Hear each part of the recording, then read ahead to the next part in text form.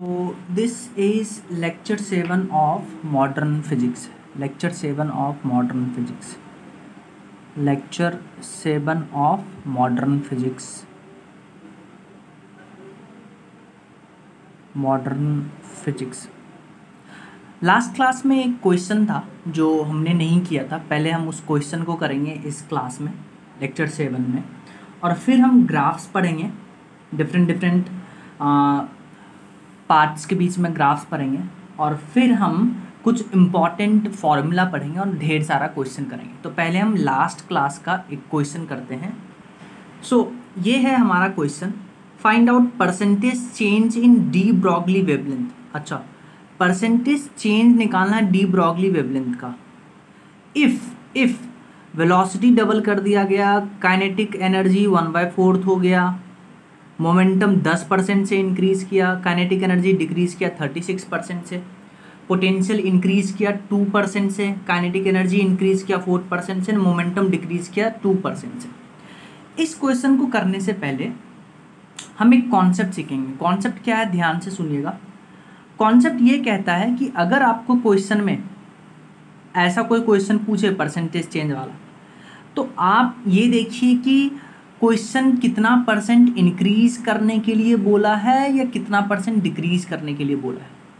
अगर percentage change less than 5% है, ध्यान से सुनिएगा, परसेंटेज चेंज लेस देन 5% या इक्वल टू 5% है, तो फॉर एग्जांपल मान लीजिए y is directly proportional to x to the power a, z to the power b, p to the power q।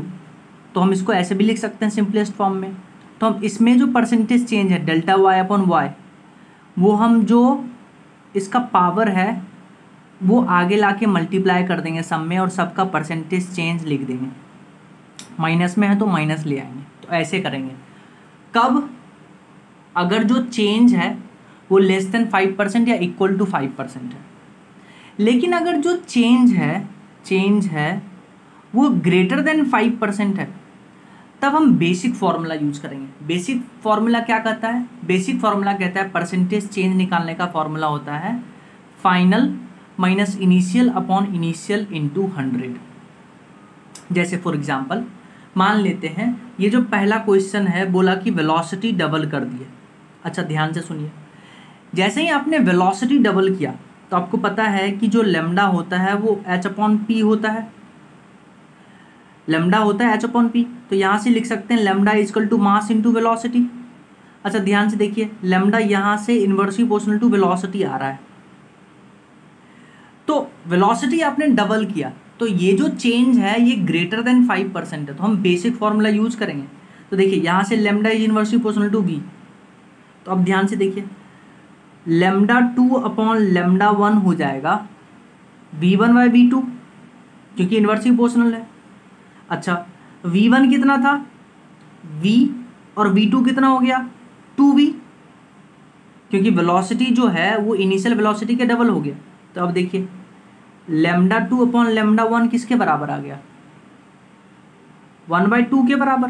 तो देखिए लेमडा 2 आ गया लेमडा 1 डिवाइडेड बाई 2। ठीक है, अब लगाइए परसेंटेज चेंज का फॉर्मूला।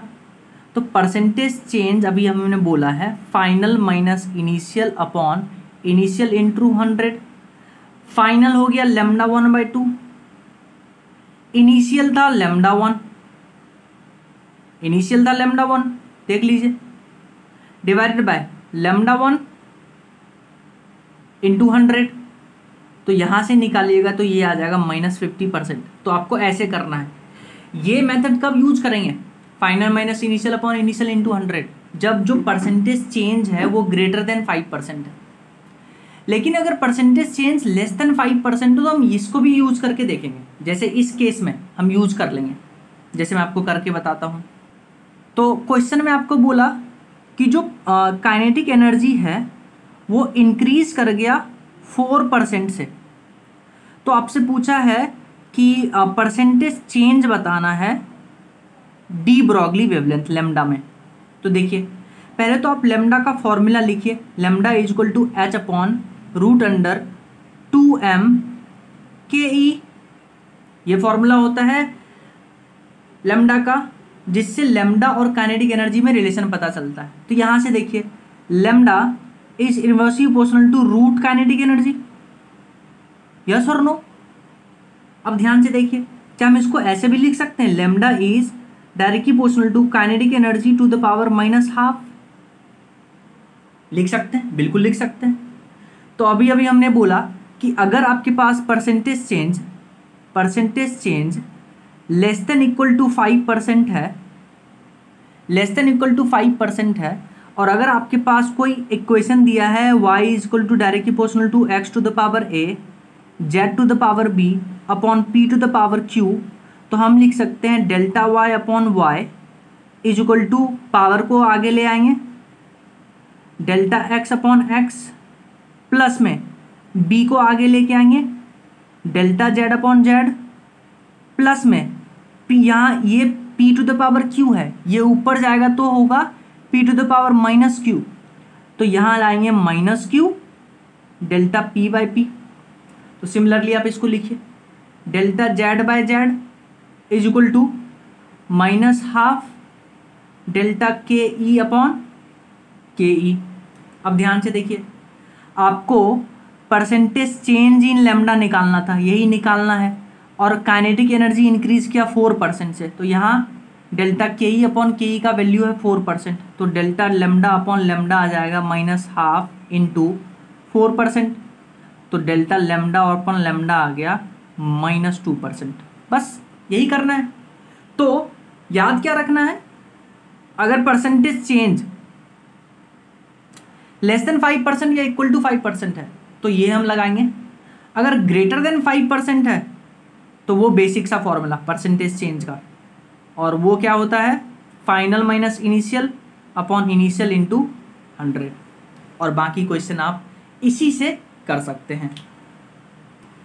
जैसे आप इस क्वेश्चन को देखिए, बोला मोमेंटम इंक्रीजेस बाय 10%, तो लेमडा में बताइए लेमडा में कितना परसेंट चेंज हुआ, तो मोमेंटम 10% से इंक्रीज किया, इनिशियल मोमेंटम p था, final momentum p plus 10% of p, यानी कि 10/100% ऑफ 10/100 इंटू p, तो यहाँ से p2 आ गया, p1 पहले था, और लेमडा होता है इन्वर्सली प्रोपोर्शनल टू मोमेंटम, तो पहले हम ये निकालेंगे लेमडा 2 अपॉन लेमडा 1 का रेशियो लिए, तो p1 upon p2, p1 p था, p2 आ गया ये, तो लेमडा 2 आ गया, फिर हम ये परसेंटेज चेंज का फॉर्मूला लगा देंगे, सिंपल सी बात है।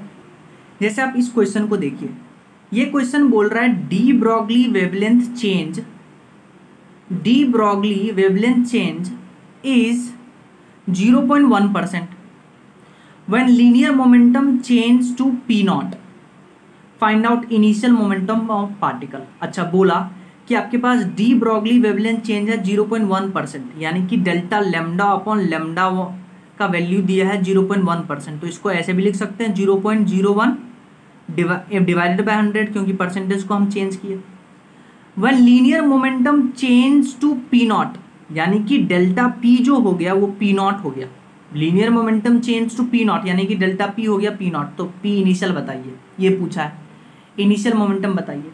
अच्छा, आपको पता है lambda is inversely proportional to P होता है, और सिंस जो परसेंटेज चेंज है लेस देन 5% है, तो हम इसको lambda is directly proportional to p-1 लिख सकते हैं। तो यहाँ से देखिए डेल्टा लेमडा अपॉन लेमडा कितना आ गया, -1 को इधर लाएंगे delta p upon p, yes. अच्छा, मैग्नीट्यूड आप ले लीजिए, तो डेल्टा लेमडा अपॉन लेमडा का magnitude will be equal to magnitude of delta p upon p initial.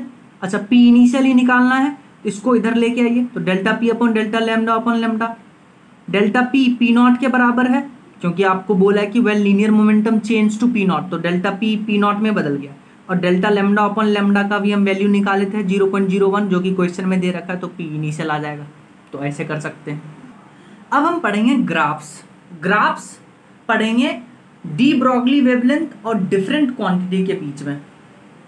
सो ये डिफरेंट क्वांटिटी कौन कौन सा है, डिफरेंट फिजिकल क्वांटिटी कौन सा है, लेमडा का ग्राफ पढ़ेंगे मोमेंटम सा, लेमडा का ग्राफ करेंगे 1 अपॉन मोमेंटम वेलोसिटी के साथ मास कांस्टेंट रख के, लेमडा का ग्राफ पढ़ेंगे काइनेटिक एनर्जी के साथ मास कांस्टेंट रख के, सिमिलरली लेमडा का ग्राफ पढ़ेंगे 1 अपॉन काइनेटिक एनर्जी के साथ मास कांस्टेंट रख के, लेमडा का ग्राफ, लेमडा स्क्वायर का ग्राफ पढ़ेंगे 1 अपॉन काइनेटिक एनर्जी मास कांस्टेंट रख के, और लेमडा का ग्राफ पढ़ेंगे पोटेंशियल डिफरेंस के साथ मास और चार्ज कांस्टेंट रख के, और log lambda versus log kinetic energy का ग्राफ पढ़ेंगे मास कांस्टेंट रख के। तो देखिए पहले पढ़ेंगे लेमडा का ग्राफ मोमेंटम से। तो लेमडा का वर्सेस मोमेंटम का ग्राफ, आपको पता है लेमडा होता है एच अपॉन पी फॉर्मूला से। तो लेमडा वाई एक्सिस पे, मोमेंटम एक्स एक्सिस पे। तो देखिए यहाँ से आ गया आपका, सो देखिए यहाँ से लेमडा है इन्वर्सली प्रोपोर्शनल टू पी, तो Y is inversely proportional to P. तो ये ग्राफ बनता है हाइपरबोला। कैसा बनता है? हाइपरबोला। तो ग्राफ ऐसा बन गया। फिर lambda versus 1 upon P, lambda versus 1 upon P. तो देखिए lambda equal to H upon P होता है, तो इसको आप ऐसे लिख दीजिए, lambda equal to H into 1 upon P. दोनों तो सेम हो गया। इसको y लिखिए, इसको x लिखिए। तो यहाँ से देखिए y is directly proportional to x, तो ग्राफ स्ट्रेट लाइन बनेगा लेकिन ओरिजिन से स्टार्ट नहीं होगा। ठीक है, ये ध्यान से देखिए, क्योंकि अगर ओरिजिन से स्टार्ट होता तो 1 अपॉन पी जो होता है वो 0 हो जाता और मोमेंटम इनफाइनाइट हो जाता। मोमेंटम इनफाइनाइट मतलब वेलोसिटी इनफाइनाइट, तो वेलोसिटी कभी इनफाइनाइट हो ही नहीं सकता, तो इसलिए ग्राफ ओरिजिन से स्टार्ट नहीं होगा। फिर तीसरा है lambda versus velocity mass constant रख के। तो देखिए लेमडा होता है H upon M V, lambda versus velocity पढ़ रहे हैं मास कांस्टेंट रख के। तो लेमडा होता है H upon M V, mass constant है, एच कांस्टेंट है, तो lambda is inversely proportional to V. तो वापस से जो ग्राफ बनेगा वो हाइपरबोलिक बनेगा। अच्छा, अब मैं आपको एक कॉन्सेप्ट सिखाता हूँ। कॉन्सेप्ट क्या है, ध्यान से सुनिएगा। कॉन्सेप्ट ये है कि ग्राफ तो हाइपरबोलिक बना लेमडा वर्सेस वी में, ये है m1। अगर कोई दूसरा मास ले लेते हैं तो ग्राफ दूसरा बनेगा हाइपरबोलिक। तो आपसे पूछता है m1 m2 का रेशियो। तो पहले आप सुनिए, जो ऊपर वाला होगा m2 वो हल्का होगा, जो नीचे वाला होगा m1 वो भारी होगा। तो याद रखिएगा हमेशा नीचे वाला भारी होता है। ये तो याद करने का तरीका है, कॉन्सेप्ट समझिए। जब भी ऐसा ग्राफ दे तो आप क्या करिए, एक स्ट्रेट लाइन खींचिए।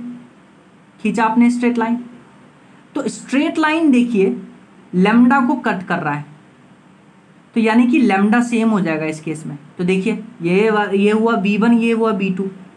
तो देखिए लेमडा कांस्टेंट हो गया और h अपॉन एम वी होता है लेमडा। तो लेमडा कांस्टेंट, h कांस्टेंट, तो मास हो गया इन्वर्सली प्रोपोर्शनल टू v। तो देखिए इसमें वेलोसिटी किसका ज़्यादा है? v2 का ज़्यादा है v1 से, क्योंकि इधर जाइएगा वेलोसिटी बढ़ेगा। तो v2 ज़्यादा है v1 से, और m inversely proportional to v है, इसलिए m1 ज़्यादा होगा m2 से। तो समझ में आया कैसे करेंगे? अगर आपको दो ग्राफ खींच के देख दे और पूछे कि किसका मास ज़्यादा है, तो पहले आप एक स्ट्रेट लाइन खींचिएगा, जिसको कट करेगा उसको सेम रख करके फॉर्मूला में देखिएगा कौन सेम हो गया, किसके इन्वर्सली प्रोपोर्शनल आ रहा है, कौन आगे जाने पर बढ़ रहा है, तो जिसका इन्वर्सली प्रोपोर्शनल होगा वो कम होगा, सीधी सी बात है। तो ये हो गया लेमडा वर्सेस वेलोसिटी। अब हम पढ़ेंगे lambda versus kinetic energy. So देखिए lambda versus kinetic energy, lambda का फॉर्मूला होता है h upon root under 2 into rest mass into kinetic energy. अच्छा, इसको ऐसे लिख दीजिए, ये लेमडा को y पर, काइनेटिक एनर्जी x। तो ये देखिए lambda inversely proportional to root kinetic energy है, और लेमडा को y माने हैं, काइनेटिक एनर्जी को x माने, तो y is inversely proportional to 1 upon root x। इसको आप ऐसे भी लिख सकते हैं, y is inversely equal to 1 upon x half. तो आप ध्यान से देखिए, एक कॉन्सेप्ट है, जब भी y is directly proportional to 1 upon x to the power n आता है, ध्यान से सुनिए, कभी भी y is directly proportional to 1 upon x to the power n आता है और n ग्रेटर देन 0 है, तो ग्राफ हमेशा हाइपरबोलिक बनेगा। तो देखिए यहाँ पे y is directly proportional to 1 upon x to the power n है, n ग्रेटर देन 0 है, तो ग्राफ हाइपरबोलिक बनेगा। अगर n बढ़ता है तो स्लोप बढ़ता है, ये ध्यान रखिएगा, है ना, n बढ़ेगा स्लोप बढ़ेगा, और ग्राफ हमेशा हाइपरबोलिक होगा। n ग्रेटर देन 0 है, जितना ज़्यादा n होगा स्लोप उतना ज़्यादा बढ़ेगा। अब आप देखिए हमने हाइपरबोलिक कर्व बनाया, एक कर्व ये बना, एक कर्व ये बना, ये m1 ये m2। पूछा है m1 m2 में बताइए कौन ज़्यादा है कौन बड़ा है। वापस से देखिए हमने एक स्ट्रेट लाइन खींचा, इस समय वर्टिकल खींचे, तो काइनेटिक एनर्जी सेम हो गया। अब लेमडा लिखिए, lambda equal to h upon root under 2m K ही। देखिए काइनेटिक एनर्जी सेम है, h सेम है, तो लेमडा तो देखिए लेमडा और मास में रिलेशन देखिए, लेमडा और मास में रिलेशन देखिएगा, दोनों तरफ स्क्वायर कर दीजिए तो lambda square equal to 1 upon mass आ गया।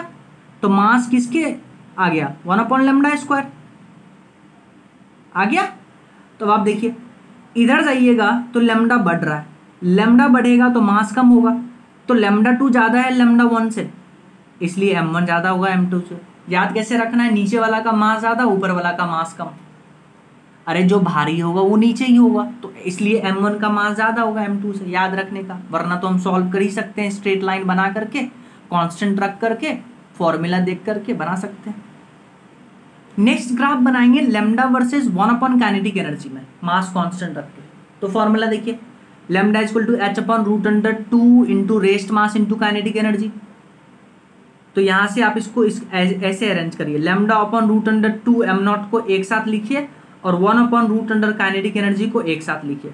अच्छा ध्यान से देखिए, क्या 1 अपॉन काइनेटिक एनर्जी का ही तो ग्राफ बनाना है। लेमडा को y मान लीजिए, इसको x मान लीजिए, तो क्या इसको हम लिख सकते हैं y is directly proportional to root x।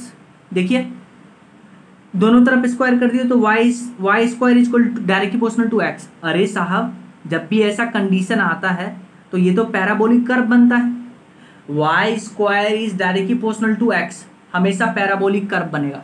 अच्छा अब सुनिए, पैराबोला है तो उसका मुंह खुलेगा, मुंह उधर खुलता है जिसका पावर कम है। तो देखिए x का पावर कम है तो पैराबोला का मुंह x तरफ खुलेगा, तो मुंह उधर खुलेगा जिधर पावर कम है। तो देखिए लेमडा और 1 अपॉन काइनेटिक एनर्जी में ग्राफ बनाएंगे तो पैराबोला बनेगा, और पैराबोला का मुंह उधर खुलेगा जिसका पावर कम है, तो x का पावर कम है तो पैराबोला इधर मुंह खुलेगा। अच्छा बनना तो चाहिए पूरा पैराबोला, पर हम निगेटिव ही नहीं ले जाएंगे क्योंकि लेमडा निगेटिव हो जाएगा, यानी कि वेवलेंथ निगेटिव, कभी भी लेंथ निगेटिव नहीं होता है, इसलिए ग्राफ हम ऐसे ही बना रहे हैं और इधर डॉट डॉट लगा करके दिखा रहे हैं। तो y square is directly proportional to x, graph बनेगा पैराबोला, पैराबोला का मुंह उधर खुलेगा जिसका पावर कम है, पावर कम किधर है x का, तो ग्राफ इधर खुलेगा। फिर नेक्स्ट ग्राफ है lambda square versus 1 upon kinetic energy का। तो फॉर्मूला लिख करके हम स्क्वायर करेंगे तो लेमडा स्क्वायर और 1 upon kinetic energy directly proportional to आएगा, तो ग्राफ ऐसे बनेगा लेकिन ओरिजिन से नहीं। फिर लेमडा वर्सेस पोटेंशियल डिफरेंस का, तो फॉर्मूला लिखिए, lambda equal to h upon root under 2m QV। देखिए मास और Q कांस्टेंट रखेंगे, h कांस्टेंट है तो lambda will be directly proportional to 1 upon root v, तो हम पहले ही पढ़ चुके हैं, ग्राफ कुछ ऐसा बनेगा।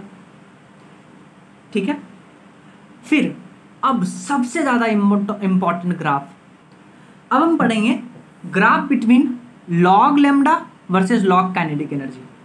पहले तो फॉर्मूला लिखिए, lambda equal to h upon root under 2m K, दोनों तरफ आप लॉग लीजिए, तो log lambda equal to log ये पूरा आ जाएगा, तो इसको हम थोड़ा सा ऐसे लिख रहे हैं मॉडिफाई करके log of h upon root under 2 into rest mass of photon.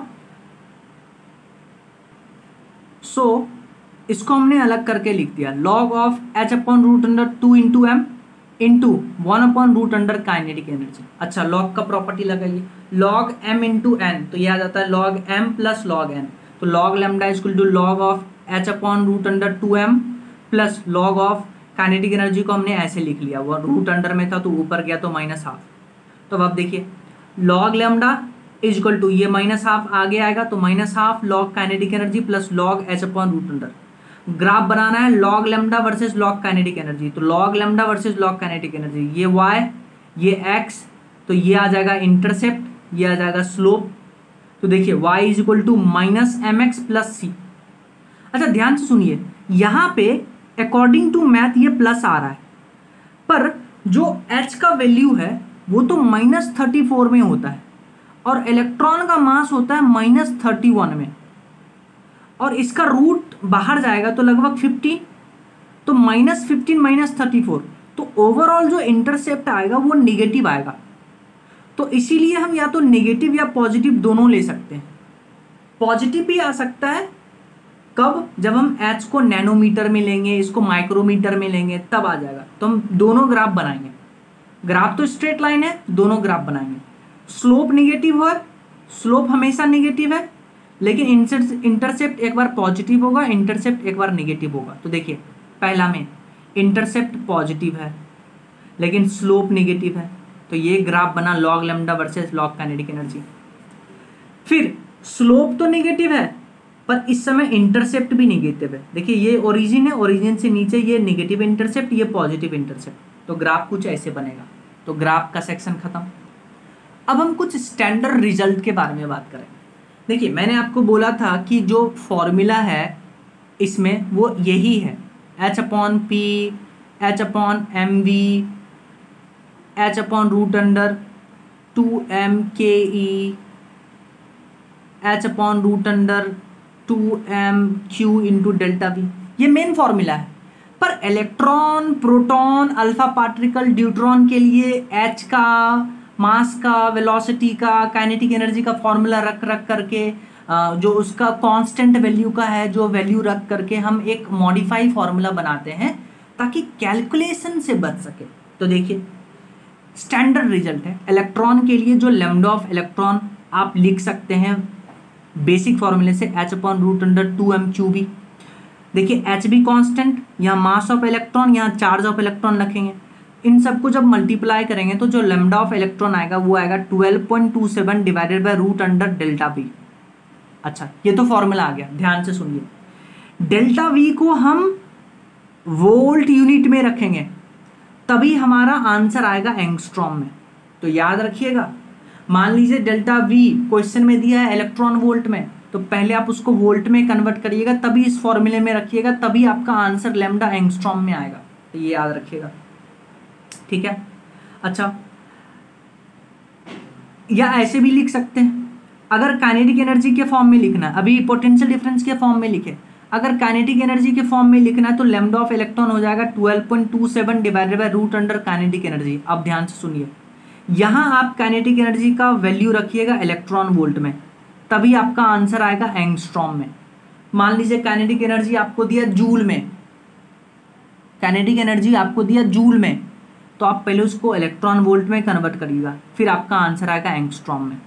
अच्छा कभी कभी क्या होता है, लैम्डा ऑफ इलेक्ट्रॉन दे करके पोटेंशियल डिफरेंस पूछ लेते हैं। तो देखिएगा potential difference of electron equal to 150 divided by lambda of electron का स्क्वायर। अब ध्यान से सुनिएगा, जो आपको क्वेश्चन देगा लैम्डा में, लैम्डा देगा क्वेश्चन में, उसका वैल्यू आप रखिएगा, उसका यूनिट रखिएगा एंगस्ट्रॉम में, तभी आपका डेल्टा वी आएगा वोल्ट में, ठीक है, ये याद रखिएगा। मान लीजिए काइनेटिक एनर्जी पूछ लिया लैम्डा दे करके, तो kinetic energy equal to 150 upon lambda of electron का स्क्वायर, यहाँ वापस से लैम्डा आप एंगस्ट्रॉम में रखिएगा तो काइनेटिक एनर्जी इलेक्ट्रॉन वोल्ट में आएगा। तो ये था इलेक्ट्रॉन के लिए, ये था इलेक्ट्रॉन के लिए। अब हम बात करेंगे प्रोटॉन और ड्यूट्रॉन के लिए। तो प्रोटॉन के लिए लैम्डा ऑफ प्रोटॉन लिखते हैं 0.286 डिवाइडेड बाय √v। वापस से यहाँ पे पोटेंशियल डिफरेंस वोल्ट में रखिएगा तो लैम्डा एंगस्ट्रॉम में आएगा। या काइनेटिक एनर्जी के फॉर्म में 0.286 √ काइनेटिक एनर्जी, वापस से काइनेटिक एनर्जी का यूनिट रखेंगे इलेक्ट्रॉन वोल्ट, तो आंसर आएगा एंगस्ट्रॉम में। ड्यूट्रॉन के लिए होता है 0.202 डिवाइडेड बाय √v, वापस से वोल्ट में रखेंगे एंगस्ट्रॉम में आएगा। या काइनेटिक एनर्जी के फॉर्म में 0.202 divided by √ kinetic energy, electron volt में रखेंगे तो एंगस्ट्रॉम में आएगा। तो ये याद रखिएगा। अब हम बात करेंगे अल्फा पार्टिकल और न्यूट्रॉन के लिए फॉर्मूला। सो अल्फा पार्टिकल के लिए लैम्डा ऑफ अल्फा पार्टिकल हो जाएगा 0.101 डिवाइडेड बाय √v, वोल्ट में रखेंगे एंगस्ट्रॉम में आएगा। या काइनेटिक एनर्जी के फॉर्म में 0.101 divided by √ kinetic energy divided by 2, यहाँ देखिए 2 आ रहा है अल्फा पार्टिकल में, इलेक्ट्रॉन वोल्ट में रखेंगे तो एंगस्ट्रॉम में। अच्छा यहाँ 2 क्यों आया, सब में तो के ही आ रहा था, क्योंकि काइनेटिक एनर्जी होता है Q इंटू वी। इलेक्ट्रॉन के लिए इलेक्ट्रॉन का चार्ज होता है E, न्यूट्रॉन के लिए चार्ज होता है E, प्रोटॉन के लिए चार्ज होता है E, लेकिन अल्फा पार्टिकल के लिए चार्ज होता है 2E, इसलिए काइनेटिक एनर्जी डिवाइडेड बाय 2 आएगा। समझ में आया। फिर न्यूट्रॉन के लिए lambda of neutron, neutron basically क्या है, न्यूट्रल है, न्यूट्रल है तो इस पे पोटेंशियल डिफरेंस का इफेक्ट ही नहीं होगा, इसीलिए हम इसका एक ही फॉर्मूला लिखेंगे काइनेटिक एनर्जी के टर्म्स में। तो lambda of neutron will be H/√2mke, तो इसको लिखेंगे 0.286 divided by √ kinetic energy, electron volt में यूनिट रखेंगे तो लैम्डा आएगा एंगस्ट्रॉम में। तो ये था स्टैंडर्ड रिजल्ट। अब हम बात करेंगे कि जो डी ब्रॉगली वेवलेंथ है वो थर्मल न्यूट्रॉन के लिए कैसे कैलकुलेट करेंगे। सो हम बात करेंगे थर्मल इलेक्ट्रॉन के बारे में, थर्मल न्यूट्रॉन के बारे में, न्यूट्रॉन के बारे में। तो सबसे पहले तो आप ये समझिए थर्मल न्यूट्रॉन क्या होता है। देखिए, जब भी एक फ्यूजन रिएक्शन होता है, फ्यूजन रिएक्शन क्या होता है कि एक हैवी मेटल पे हम न्यूट्रॉन बॉम्बार्ड करते हैं, ठीक है। तो क्या होता है, यहाँ से जब न्यूट्रॉन बॉम्बार्ड करते हैं, तो फॉर एग्जांपल ये यूरेनियम है, यूरेनियम पे न्यूट्रॉन बॉम्बार्ड किए, तो यूरेनियम से क्या होता है, हाई एनर्जी का न्यूट्रॉन निकलता है, बहुत हाई एनर्जी का न्यूट्रॉन निकलता है, इसको बोलते हैं फास्ट न्यूट्रॉन। अच्छा, इस फास्ट न्यूट्रॉन के एनर्जी को कम करने के लिए जहां पे ये न्यूट्रॉन रिलीज हुआ है उसके आसपास हम क्या करते हैं, मॉडरेटर लगाते हैं। For example heavy water, D2 moderator लगाते हैं। तो जब ये न्यूट्रॉन इस हैवी वाटर यानी कि मॉडरेटर के मॉलिक्यूल से टकराता है, तो इस न्यूट्रॉन का एनर्जी कम हो जाता है। पहले एनर्जी ज़्यादा था, मॉडरेटर के मॉलिक्यूल से टकराया, एनर्जी कम हो गया, तब ये न्यूट्रॉन क्या करता है, रैंडम मोशन करता है विथ सम एनर्जी कम हो गया पर रैंडम मोशन करता है गैस मॉलिक्यूल की तरह। जैसे एक गैस मॉलिक्यूल कंटेनर में रैंडम मोशन करते हैं, उसी तरह से न्यूट्रॉन का जब एनर्जी कम हो जाता है तो वो गैस की तरह रैंडम मोशन करता है, और तब इस न्यूट्रॉन को बुलाएंगे थर्मल न्यूट्रॉन। तो आपको आया कॉन्सेप्ट, तो लिख लेते हैं इस पॉइंट को। सो थर्मल न्यूट्रॉन क्या होता है, in a fusion reaction nucleus emit high energy neutron, fast neutron जिसको बुलाते हैं। बहुत बढ़िया साहब। अच्छा, energy of neutron decreases by moderator molecule, कब, when neutron collide with the moderator molecule and it behave like a gas molecule, that neutron is called thermal neutron। आया समझ में। अब हम बात करेंगे कि सिंस ये थर्मल न्यूट्रॉन गैस मॉलिक्यूल की तरह घूम रहे हैं और जब भी कोई चीज घूमता है वहां डी ब्रॉगली अपना वेवलेंथ लेके चले आते हैं, तो हम बात करते हैं lambda of thermal neutron, TN से डिनोट कर रहे हैं। अच्छा देखिए, लैम्डा क्या होता है, जो जनरल फॉर्मूला है H/√2mke होता है। अच्छा, बेसिकली हम बोल रहे हैं कि kinetic energy of thermal neutron, हम बोल रहे हैं कि थर्मल न्यूट्रॉन गैस मॉलिक्यूल ही है, तो kinetic energy of gas molecule का फॉर्मूला लगा देते हैं थर्मल न्यूट्रॉन पे। और आपको पता है kinetic energy of gas molecule होता है 3/2 kT, ट्रांसलेशनल काइनेटिक एनर्जी। आपको पता है यहाँ भी तो ट्रांसलेशनल काइनेटिक एनर्जी यूज करते हैं। तो साहब इसको उठा के रखिए, यहाँ पे 2 से 2 मर जाएगा, तो लैम्डा ऑफ थर्मल न्यूट्रॉन का फॉर्मूला आता है H/√3mkt। अच्छा, अब ध्यान से सुनिए, m क्या है, m is mass of neutron. क्या है, मास ऑफ न्यूट्रॉन। अच्छा, k क्या है साहब, k है बोल्ट्जमैन कांस्टेंट, और t जो है टेम्परेचर है जिसको हम केल्विन में रखेंगे। अच्छा देखिए, h constant, mass of neutron constant, के कांस्टेंट, इन सब का वैल्यू पुट करिए तो एक शॉर्टकट फॉर्मूला आता है लैम्डा ऑफ थर्मल न्यूट्रॉन का, that is 30.7 divided by temperature, और ये आएगा एंगस्ट्रॉम में वैल्यू, कब, जब हम टेम्परेचर रखेंगे केल्विन में। वेरी इंपॉर्टेंट फॉर्मूला, इसको याद रखिएगा। अच्छा, आप एक चीज सुनिए, अगर हम गैस मॉलिक्यूल की बात करते हैं, गैस मॉलिक्यूल की बात करते हैं, तो गैस मॉलिक्यूल भी तो घूमता है कंटेनर में, और जब भी कोई चीज घूमता है डी ब्रॉगली अपना वेवलेंथ लेके आ जाते हैं। तो गैस मॉलिक्यूल के लिए अगर हम लैम्डा बात करते हैं, तो लैम्डा का जनरल फॉर्मूला होता है H/P = H/ mass of gas molecule into VRMS। Gas molecule के लिए वेलोसिटी हम VRMS लेते हैं। अच्छा ध्यान से सुनिए, या इसको ऐसे भी लिख सकते हैं H/√2mke, ठीक है। अच्छा, kinetic energy of gas molecule होता है 3/2 kT, ये होता है। अच्छा ध्यान से सुनिए, जो मास ऑफ गैस मॉलिक्यूल है, मास ऑफ गैस मॉलिक्यूल वो होता है मॉलिक्यूलर वेट अपॉन Na। ये फॉर्मूला है मास ऑफ गैस मॉलिक्यूल का, molecular weight of gas molecule divided by Na, ठीक है। तो काइनेटिक एनर्जी को रखिए आप 3/2 kT, तो यहाँ से आ जाएगा h/√3m/kT। देखिए m क्या है, मास ऑफ गैस मॉलिक्यूल, जिसका फॉर्मूला होता है molecular weight upon Na। k क्या है, बोल्ट्जमैन कांस्टेंट। T क्या है, टेम्परेचर जो केल्विन में रखेंगे। ठीक है, आया समझ में। जैसे इस पे क्वेश्चन करके देखते हैं। जैसे इस क्वेश्चन को पढ़िए, बोला D Broglie wavelength of gas molecule eight 27 degree Celsius temperature is lambda, यानी कि 27 डिग्री सेल्सियस पे डी ब्रॉगली वेवलेंथ है lambda. Find out D Broglie wavelength of same gas molecule eight 927 degree Celsius. तो बोला 927 degree Celsius पे lambda बताइए, और बोला सेम गैस मॉलिक्यूल है, सेम गैस है। तो देखिए अभी आपने पढ़ा कि लैम्डा होता है h/√3m/kT, लिखते थे m की जगह, मास ऑफ गैस मॉलिक्यूल की जगह मॉलिक्यूलर वेट अपॉन Na। तो देखिए मॉलिक्यूलर वेट सेम होगा क्योंकि सेम गैस है, Na सेम है, H सेम है, K सेम है, तो lambda is inversely proportional to T। तो lambda is inversely proportional to T। तो दो टेम्परेचर दिया है, पहले इसको आप केल्विन में चेंज करिएगा 273 ऐड करके इसमें, फिर आप रेशियो लेकर के कैलकुलेट कर लीजिएगा। एक और क्वेश्चन देखिए, ये बोल रहा D Broglie wavelength of hydrogen gas molecule eight 27 degree temperature is lambda, यानी कि 27 डिग्री सेल्सियस पे डी ब्रॉगली वेवलेंथ था हाइड्रोजन गैस का, वो था lambda. Find out D Broglie wavelength of oxygen gas molecule eight same temperature, यानी कि 27 degree Celsius पे ही लैम्डा बताना है किसका, ऑक्सीजन गैस का। अच्छा ध्यान से देखिए, टेम्परेचर सेम कर दिया लेकिन गैस मॉलिक्यूल ही चेंज कर दिया। तो आपको पता है lambda equal to √h, lambda equal to h/√3m/kT होता है, m के जगह पे मॉलिक्यूलर वेट अपॉन Na। देखिए Na कांस्टेंट, K कांस्टेंट और टेम्परेचर भी सेम कर दिया, H कांस्टेंट, तो lambda is inversely proportional to molecular wait.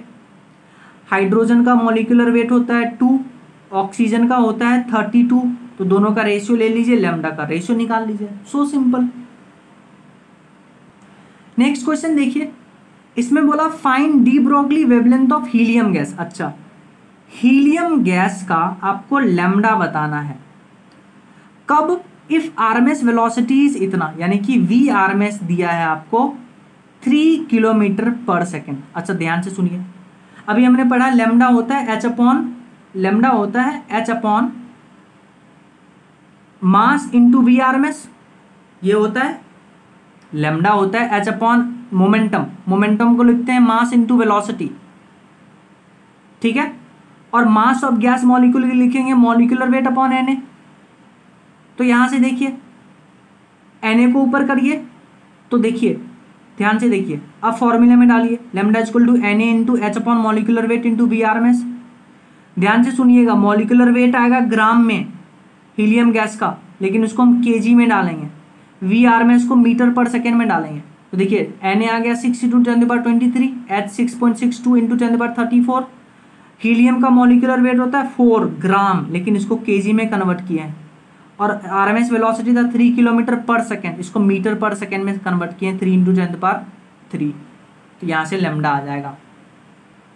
जैसे इस क्वेश्चन को देखिए, ये क्वेश्चन क्या बोला, particle of mass m initially present at rest. अच्छा, ये पार्टिकल था जिसका मास m था, इनिशियली रेस्ट पे था। Suddenly it is divided into 2 parts. अच्छा, अचानक से ये 2 पार्ट में कन्वर्ट हो गया। Find out ratio of de Broglie wavelength associated with moving parts. अच्छा, पहले पार्टिकल मास था m, रेस्ट पे था, अचानक से 2 पार्ट में डिवाइड हुआ और चलने लगा, तो डी ब्रॉगली वेवलेंथ बताइए। अच्छा ध्यान से देखिए, क्या इस पार्टिकल के टूटने में क्या कोई बाहर से एक्सटर्नल फोर्स लगा है क्या? नहीं साहब, नहीं लगा है, यानी कि बाहर से एक्सटर्नल फोर्स एब्सेंट है। और आपको पता है फोर्स क्या होता है, dp/dt। अगर एक्सटर्नल फोर्स एब्सेंट है तो चेंज इन मोमेंटम 0 होगा, तो मोमेंटम कांस्टेंट होगा। अगर मोमेंटम कांस्टेंट है यानी कि p initial equal to p final. अच्छा, p इनिशियल 0 है क्योंकि वेलोसिटी 0 है, और p फाइनल दोनों के लिए लिखेंगे तो p1 + p2, यानी p1 + p2 इक्वल 0। तो p2 क्या हो गया, नेगेटिव ऑफ p1। इसका क्या मतलब है कि जो दूसरे पार्टिकल का मोमेंटम होगा वो पहले पार्टिकल के ऑपोजिट डायरेक्शन में होगा और मैग्नीट्यूड सेम होगा। तो आप देखिए डी ब्रॉगली वेवलेंथ क्या होता है, lambda equal to h upon p। दोनों का मोमेंटम सेम है मैग्नीट्यूड, और एच सेम है, पी सेम है, तो लेमडा सेम होगा, इसलिए रेशियो 1/1। तो ध्यान से सुनिएगा, कभी भी कोई पार्टिकल अपने आप से चलने लगता है, एक बम फटा टूट करके चलने लगा, एक गाड़ी जा रहा था अचानक से उसमें से मास नीचे गिर गया, तो बताइए डी ब्रॉगली का वेवलेंथ का रेशियो, तो आप लगाइएगा 1:1, क्योंकि एफ एक्सटर्नल 0 है तो मोमेंटम के कांस्टेंट होगा, मोमेंटम कांस्टेंट है, एच कांस्टेंट है तो लैम्डा कांस्टेंट होगा, तो 1:1 रेशियो। जैसे आप इस क्वेश्चन को देख लीजिए, इसमें बोला vehicle moves on horizontal plane with de Broglie wavelength lambda, यानी एक व्हीकल था हॉरिजॉन्टल प्लेन पे जा रहा था डी ब्रॉगली वेवलेंथ लैम्डा से, suddenly some mass decreases then velocity and kinetic energy becomes double, find out new value of de Broglie wavelength। बोला कि अचानक से some mass decreases, कुछ मास डिक्रीज हो जाता है और वेलोसिटी और काइनेटिक एनर्जी जो है वो डबल हो जाता है इस पूरे कार का यानी व्हीकल का, तो new value of de Broglie wavelength बताइए। देखिए ये जो लाइन है ये आपको बहकाने के लिए दिया है। जैसे ही आपने बोला सडनली मास डिक्रीजेस, तो एफ एक्सटर्नल 0 है, एफ एक्सटर्नल 0 है, मोमेंटम सेम होगा, डी ब्रॉगली वेवलेंथ सेम होगा, तो 1:1 खत्म। जो पहले डी ब्रॉगली वेवलेंथ वो बाद में होगा, इसका तो जरूरत ही नहीं है कि मास डिक्रीज कर गया, वेलोसिटी बढ़ गया, काइनेटिक मास डिक्रीज करना तो जरूरी है, वेलोसिटी बढ़ गया, काइनेटिक एनर्जी बढ़ गया, ये सब तो ब्ला ब्ला ब्ला। जैसे इस क्वेश्चन में देखिए, इसमें बोला कि न्यूक्लियस ऑफ मास m, यानी कि एक न्यूक्लियस था जिसका मास m था, initially at rest emits photon of frequency nu. अच्छा, एक न्यूक्लियस था जिसका मास m था, जो पहले रेस्ट पे था, वो एक फोटोन इमिट करता है और उस फोटोन का फ्रीक्वेंसी है न्यू। तो पूछा find out ratio of de Broglie wavelength associated with photon and remaining nucleus. अच्छा ध्यान से सुनिए, फोटोन से अपने आप न्यूक्लियस से अपने आप फोटोन निकला, कोई बाहर से फोर्स लगाया क्या? हमने बोला क्या न्यूक्लियस को, ए भाई साहब न्यूक्लियस फोटोन निकालो? नहीं, अपने आप निकाला, यानी एफ एक्सटर्नल 0 है, मोमेंटम सेम होगा, तो फोटोन और न्यूक्लियस का जो डी ब्रॉगली वेवलेंथ होगा वो सेम होगा, यानी λ1 = λ2 एज सेम मोमेंटम। दूसरा बोला required kinetic energy of remaining nucleus. अच्छा ध्यान से सुनिए, न्यूक्लियस से फोटोन निकला और आपसे पूछ रहा है रिक्वायर्ड काइनेटिक एनर्जी। जैसे आप एक बंदूक से गोली चलाते हैं तो गोली आगे जाता है, बंदूक पीछे रिक्वाइल करता है, ऐसे ही पूछा है न्यूक्लियस का रिक्वायर्ड काइनेटिक एनर्जी बताइए। तो देखिए काइनेटिक एनर्जी होता है मोमेंटम का स्क्वायर डिवाइडेड बाय 2m। अच्छा, काइनेटिक एनर्जी क्या होता है? p² डिवाइडेड बाय 2m ये होता है। तो काइनेटिक एनर्जी ऑफ न्यूक्लियस क्या हो गया? न्यूक्लियस के मोमेंटम का square divided by 2 into mass of nucleus. Formula आपको पता है ना, काइनेटिक एनर्जी p²/2m। अच्छा, न्यूक्लियस का मोमेंटम, जो न्यूक्लियस का मोमेंटम होगा वही तो फोटोन का मोमेंटम होगा, क्योंकि दोनों का मोमेंटम सेम है, तभी तो डी ब्रॉगली वेवलेंथ सेम बता रहे हैं आप। यस और नो? और 2 इंटू मास ऑफ न्यूक्लियस। अच्छा, मास ऑफ न्यूक्लियस देखिए दिया है क्वेश्चन में, ठीक है। अच्छा, फोटोन का जो मोमेंटम होता है वो कितना लिखते हैं? फोटोन का मोमेंटम होता है h/λ ऑफ फोटोन। अच्छा, लैम्डा को न्यू होता है c/λ, तो लैम्डा को क्या लिख सकते हैं? c/ν। तो यहाँ डालिए c/ν। तो देखिए मोमेंटम ऑफ फोटोन आ गया hν/c का होल स्क्वायर, और 2 इंटू मास ऑफ न्यूक्लियस दिया है तो हमारे पास आ जाएगा kinetic required kinetic energy of nucleus. Done, बहुत बढ़िया। फिर इस क्वेश्चन को देखिए, इस क्वेश्चन में बोला है in a hydrogen atom electron transit between 5th to ground state, यानी कि ये हाइड्रोजन एटम है, ये फर्स्ट ऑर्बिट है, सेकेंड, थर्ड, फोर्थ और फिफ्थ, 1 2 3 4 5। तो इलेक्ट्रॉन 5th से ग्राउंड स्टेट पे आ रहा है, 5th to ground state energy level. Find out ratio of de Broglie wavelength associated with photon. पहले तो आप इतना समझिए, इलेक्ट्रॉन 5th से ग्राउंड पे आ रहा है, आपने बोला आने के लिए बाहर से इलेक्ट्रॉन आ जाओ ग्राउंड पे, नहीं बोला ना, यानी एफ एक्सटर्नल 0 है। एफ एक्सटर्नल 0 है तो फोटोन और रिमेनिंग एटम का वेवलेंथ सेम होगा, तो λ1 = λ2, दोनों का रेशियो 1:1 ये हो गया। फिर पूछा दूसरा क्वेश्चन आपसे, required velocity of remaining atom. अच्छा, रिक्वायर्ड वेलोसिटी पूछ दिया, यानी देखिए मोमेंटम इनिशियल = मोमेंटम फाइनल, तो इनिशियल मोमेंटम 0 था क्योंकि पहले तो ट्रांजिट नहीं हुआ था। और फाइनल मोमेंटम किसका होगा, फोटोन का प्लस एटम का। जो फोटोन निकला था यहाँ से यहाँ जाएगा, फोटोन निकलेगा, क्योंकि हायर से लोअर एनर्जी पे जाते हैं फोटोन निकलता है, तो फोटोन प्लस एटम का। तो एटम का मोमेंटम फोटोन के मोमेंटम के बराबर होगा, जो h/λ के बराबर है। तो ध्यान रखिए, momentum of atom equal to momentum of photon equal to h/λ। अच्छा, लैम्डा का आपको पता है रेडवर्क्स फॉर्मूला R/, अच्छा 1/λ होता है R, 1/λ होता है RZ² into 1/n1² minus 1/n2²। अच्छा, यहाँ 1/λ की जगह रखिए, 1/λ की जगह रखिए, ये h है RZ² 1/n1² minus 1/n2²। Fifth से 1 पे आ रहा है तो रखिए यहाँ पे। तो मैक्सिमम, तो यहाँ देखिए मोमेंटम होता है mass of atom into velocity of atom. Velocity of required velocity of atom निकालना है तो मास ऑफ एटम से इधर डिवाइड करेंगे, आंसर आ जाएगा।